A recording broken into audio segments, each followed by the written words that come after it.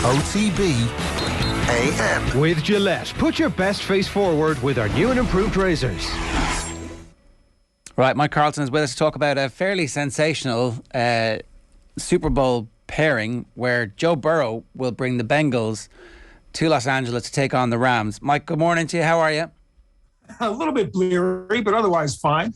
Well, let's start with what happened in the first game, where the Bengals overcome a 21-3 deficit to win against the Kansas City Chiefs in Kansas, where it looked like Patrick Mahomes was, stratospherically unbelievable in that first half. And then what happened? Well, it was a game of two halves, wasn't it? And it was strange because what happened at the end of the first half, Kansas City was in position to extend the lead. They had a first and goal at the 4 with about 10 seconds left. And you remember the week before, everyone had been praising them for getting, in 13 seconds, getting downfield and kicking a field goal to tie the game and send it into overtime. And Andy Reid, whose clock management had always been a bugaboo throughout his career, was getting praised. And they managed to get away with no points from that possession. On the last play with 4 seconds, I think it was 4 seconds left, maybe 5, Patrick Mahomes threw a pass to Tyreek Hill on the field of play, and he got tackled, and they couldn't stop the clock, which was kind of an elementary level mistake. And Andy Reid, I think, took the blame for the play call itself, but to throw the ball was a basic mistake. So they didn't even get a field goal out of it, and the whole play calling. Then they came out in the second half, and a very strange set of plays happened after they couldn't move on the first possession. They got the ball back on a punt, and McCall Hardman signaled for a fair catch on the punt. When he caught it, someone ran into him face to face with the helmet, and after a second's hesitation, he did a dive worthy of Spanish football, and there was no penalty flag. And fair catch interference is sort of the most simple black and white call in the book. You hit the guy and it's a penalty. 2 plays later, Hardman catches a pass out of bounds, and he's hit out of bounds, which is another pretty obvious penalty, and no flag was called there. So I think his acting probably convinced them not to. From that point on, Kansas City could not generate any offense. It was amazing because when they played the Bengals in the regular season just 3 weeks before, they had done the same thing. They couldn't score in the second half. The Bengals came back and beat them. And all that you can say is that the Bengals, after allowing Kansas City a fairly free run offensively in the first half, took Tyreek Hill out of the game in the second half. And Patrick Mahomes couldn't compensate. He, as you said, he looked off in that second half. His throws were as if he were trying to place them. He didn't have any sort of decisiveness in what he was doing. And meanwhile, Cincinnati's offense was relentless, and Joe Burrow, playing without fear, I think, took them to into overtime and then a win. And everyone was moaning about overtime last week. That the offense chance to play, they didn't give him a chance. Well, as I said then, they gave him a chance. All you have to do is stop it. Your defense is just as much a part of the team as your offense is. The Bengals stopped them on a terrible 3-play series. They really looked pathetic. And then the Bengals marched right down and kicked the field goal. So what happened to the Chiefs' offense then? Why did they look so terrible? Why did they end up in a place in the most important part of the game with a terrible 3 downs? Yeah, I mean, I wish I could tell you. I know that the Bengals stopped playing their safeties so deep to take away Tyreek Hill and started trying to take away the middle of the field, which is something that you do have to do. The lesser receivers didn't really step up. It was a very loosely called game, and there were only 6 penalties in the whole game, and there was an awful lot of, let them play kind of moments in the secondary. But none of that explains the hesitancy it looked like that Patrick Mahomes was playing with. And I don't know, did he take a hit during the game? Did he did he come out of halftime flat because he just thought it would be inevitable that they came back, or not that they came back, but that they would extend. I can put my finger on a couple of things that the Bengals did to help themselves, but I can't figure out why Mahomes was so ineffective.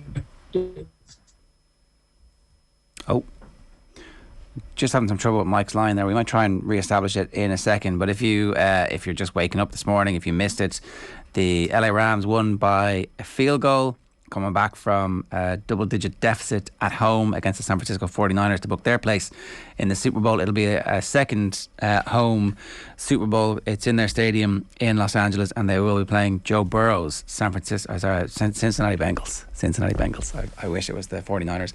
I think we've got Mike back. Yeah, Mike, you're back there. Let's move on. Yeah, I'm back. I guess my computer was up all night. It just wasn't up to it. I can understand. Let's talk about the Rams. The Rams went all in and have had a habit of going all in on big trades. They traded for Ramsey. They traded in the offseason for the quarterback that they thought was going to take them to a new level. They essentially took a bit of a bath on their old quarterback and his contract.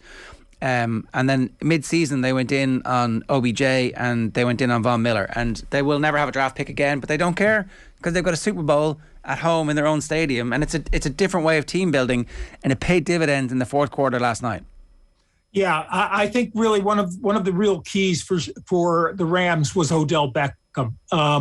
They had gone 7 wins, 1 loss when Robert Woods was playing, and when Robert Woods got hurt, they went 5-4 the rest of the season. But Odell Beckham, who they had picked up after Woods got hurt, was sort of integrating himself into the team. Cooper Kupp had stepped up brilliantly, had a real MVP type season, which is unusual. You could even be saying that for a wide receiver.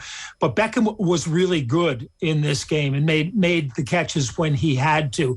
Kupp was great as well. And you think, well, Kupp's the first guy that you want to stop, but the Niners couldn't stop him. And I don't want to sound like I'm raining on their parade, but there are a couple of things to note in this game. One is that Matt Stafford tried his best to throw it away by throwing a sure interception, underthrowing a ball that Jaquiski Tart of the Niners bounced off his chest, basically, and should have intercepted it, which could have changed the game right there. And the second one is they did not call. If you're like me and you like watching the line, the most obvious person to watch is the right tackle on the offensive line, which is the left defensive end, who's usually the other team's best pass rusher, and Nick Bosa in this case against Rob Havenstein. That takes place right in front of the referee, who's usually aligned to the quarterback's right.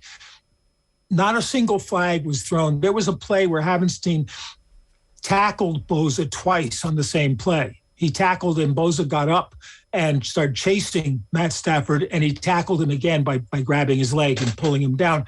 No penalties the whole game. If you're not going to let the Niners front rush properly, they're going to lose, because the weakness of their team is the back four. The strength is the front seven defensively. And I think that had a huge effect on the game. It made the Rams better.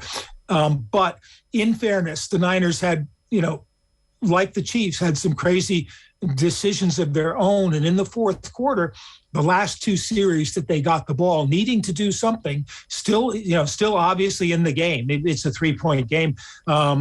It's a tied game, and then it's a 3-point game when they get the ball. And Jimmy Garoppolo, at that point, his protection started breaking down. His offensive line was obviously gashed. Trent Williams, the tackle, could barely move. And Garoppolo was just awful.